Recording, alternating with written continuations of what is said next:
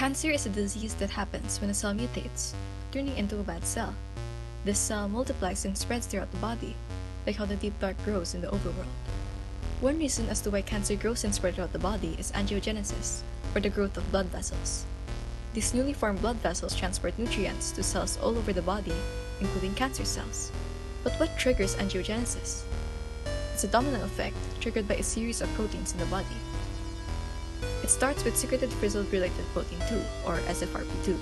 Too much of this protein activates the Wnt calcium signaling pathway, which makes another group of cells, the nuclear factor of activated T cells, or NFAT, start doing angiogenesis.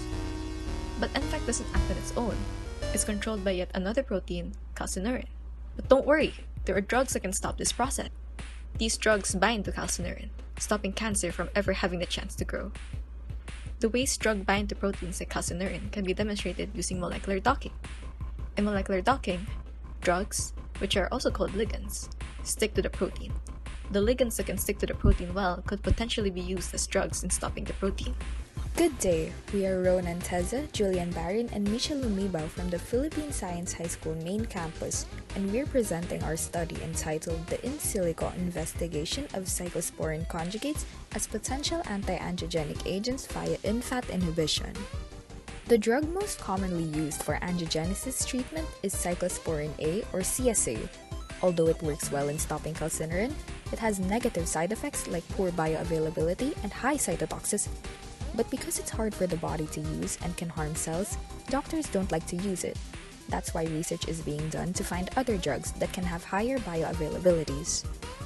Because scientists already know that CSA can stop cancer growth, they're now trying to change the structure of CSA in different parts to make its bioavailability better. When the structure of CSA is changed, the new structures can be classified as analogs and conjugates.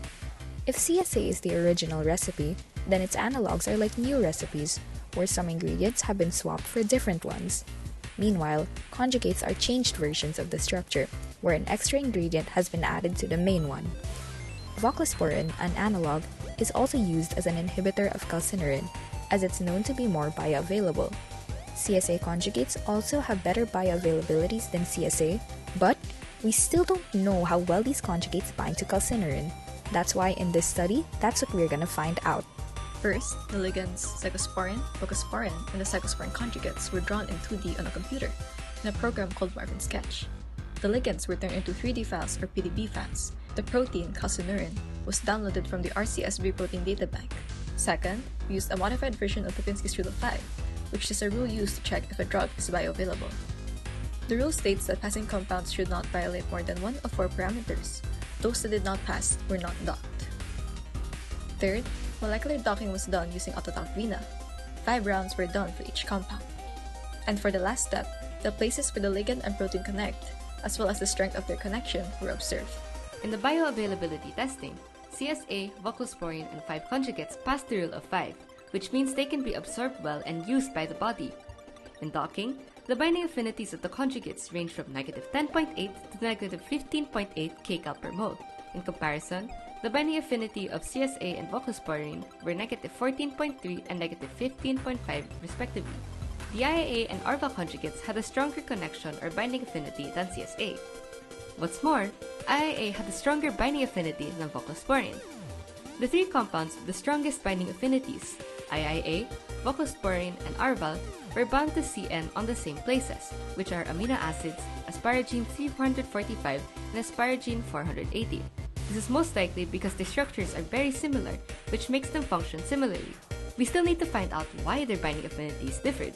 This can be explained through their bond lengths.